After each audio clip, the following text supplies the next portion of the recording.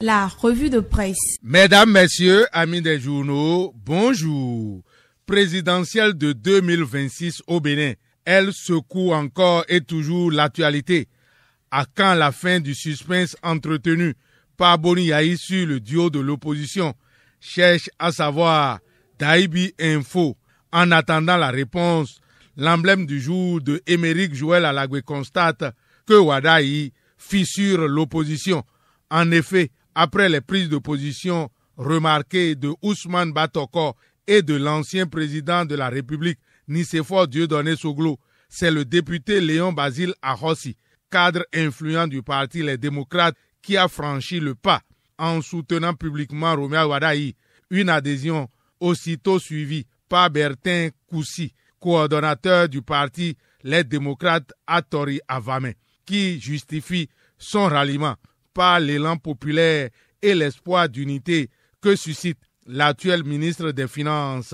Cette vague de ralliement fragilise davantage le parti Les Démocrates du président Boni Yahi, analyse l'emblème du jour, qui constate aussi que dans la 19e circonscription électorale, les sentinelles frappent fort. Le mouvement des sentinelles s'organise méthodiquement pour exprimer son soutien indéfectible au candidat Romia Wadahi dans tous les villages de la 19e circonscription électorale, à en croire l'emblème du jour. Ailleurs, au niveau de l'opposition, FCBE, le Télégramme découvre que après l'Union progressiste Le Renouveau, la FCBE cible d'autres partenaires politiques pour les élections générales de 2026. Elle ne veut pas se contenter du seul accord avec l'Union progressiste Le Renouveau, relève le journal de Étienne Ouessou, Le Télégramme, et au quotidien Le Matinal de lever un coin de voile sur l'ambiance politique, constatant la marche vers un accord tripartite entre FCBE, UP Le Renouveau et le Bloc républicain. Les tractations se poursuivent en vue d'un bon déroulement des élections en 2026, lundi 8 septembre 2025. Hier donc, comme annoncé, les responsables du parti FCBE ont rencontré ceux du Bloc républicain. Au menu de la séance stratégique, les grands enjeux en prélude aux joutes électorales à venir et les voies d'une collaboration constructive au service de la démocratie et du développement. Voilà qui fait réagir Matin Libre, parlant de ralliement à la mouvance.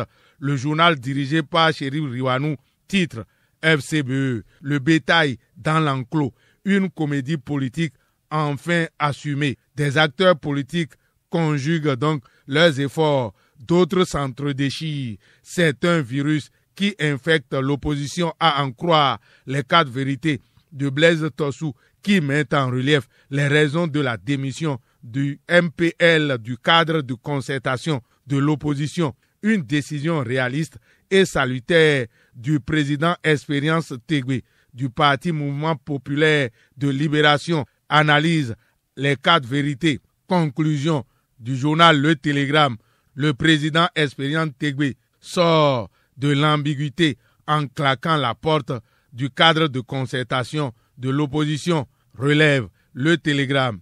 Visa Info reste dans le giron de l'opposition pour s'interroger à sa manchette présidentielle de 2026 au Bénin. Apollinaire Avoyon, une alternative pour la victoire de l'opposition, cherche à savoir le journal de Ambroise Zinsou. Visa Info relevant qu'à mesure que l'échéance de 2026 se rapproche, l'opposition béninoise est confrontée à une division stratégique. Trouver un candidat unique capable d'incarner ses valeurs et de relever les défis face à la mouvance présidentielle dans le pays émergent. Une analyse est faite au sujet des soutiens tous azimuts à la candidature de la mouvance présidentielle. Ça grogne déjà dans la mouvance présidentielle. Des députés UP Le Renouveau et Bloc républicain menacent. Un front anti-talon en gestation révèle le pays émergent. Sur l'émission Questions actuelles de KPFM vendredi dernier, le pays émergent a entendu Dr Bertin Lokossou, premier adjoint au maire de Dangbo et membre du bureau politique Bloc républicain, dire que le Bénin est en progrès Il trouve que le choix du ministre Romia Wadaï comme candidat de la mouvance présidentielle doit être applaudi. C'est un homme compétent, dit-il, avant de souligner qu'il y a une cohésion au sein du bloc républicain pour ensuite parler de l'emploi, de la jeunesse. En conclusion, Bertin Lokossou s'est dit être fier d'être béninois et a rendu hommage aux réformes du président Patrice Talon qui font voir le Bénin autrement, dans le sens positif. Oui, le Bénin révélé. On attend un acte sur le plan sportif ce mardi même pour savourer cette révélation. 8e journée des éliminatoires du mondial 2026. Les Guépards gagner ou s'éclipser, titre le champion. En tout cas, tout autre résultat pourrait coûter pour le Bénin, surtout que le Nigeria et le Rwanda sont en embuscade. Pour les Guépards, c'est l'heure de la confirmation, conclut le champion. Et sur le plan culturel, la nation a vu un vent d'unité nationale souffler à Niki. C'est lors de la célébration de la Gani. Le week-end dernier, il y a eu une démonstration de force des cavaliers de Ibrahim Tchabi Mama, rapporte le pays émergent. La Gani 2025 pour le chronomètre de Gérard Noubé est un héritage vivant des ancêtres qui a été célébré à Niki le week-end dernier. La compassion pourrait être lue comme un héritage divin que nous a laissé Dieu. Et c'est cette thématique qui inspire Christelle Dossi Segbe Arundonungbo, épouse Aliosa, dans les 4 vérités. Dans sa chronique, elle trouve que la compassion est une force agissante, un choix quotidien, une décision de s'élever en élevant l'autre. Christelle Dossi Segbe Arundonungbo, épouse Aliosa, rappelle cette vérité. Nous sommes tissés les uns aux autres. Nous ne sommes pas des îles, nous sommes des archipels et chaque geste de compassion est un pont jeté d'une rive à l'autre, un fil d'or qui nous relie et nous guérit. Faisons de la compassion notre langage commun, qu'elle habite nos foyers, nos lieux de travail, nos institutions, qu'elle soit le souffle qui inspire nos décisions, le moteur de nos engagements, conclut Christelle Dossi Segbe Arundonungbo, épouse Aliosa, dans sa chronique Pêchée par les 4 vérités de Blaise Tossou. Moukaela Amadou s'inscrit, lui, sans doute, dans ce registre de compassion à travers ses œuvres sociales, surtout dans le milieu de l'éducation.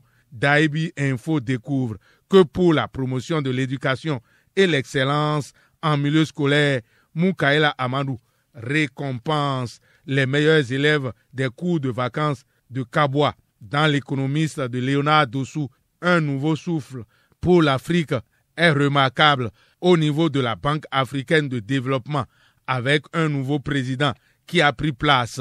Mise en place du cadre de financement vers le Bénin, mise sur une économie résilience et durable, souligne l'économiste de Léonard Dossou. Dans le chronomètre de Gérard Noubé, le ministre de l'Agriculture, de l'Élevage et de la Pêche n'est pas assis dans son bureau. Gaston Kossi Dossou, accompagné des membres de son cabinet, a mené une série de séances de travail avec les acteurs agricoles des communes de Basila, Banté, Kobli, Materi et Tanguieta. L'objectif est de faire le point sur les avancées de la campagne agricole 2025-2026, 5 mois après son lancement, rapporte le chronomètre. Ce qui est rapporté dans le matinal à sa manchette touche le ministère de l'Intérieur et de la Sécurité publique qui s'intéresse aux espaces publics. Le ministère de l'Intérieur hausse le ton. La police instruite pour rétablir l'ordre. Fin de cette revue à la prise de son. Fatih Wahoyon, réalisation et présentation. Lucien Dossou. Agréable journée à toutes et à tous. C'était la revue de presse.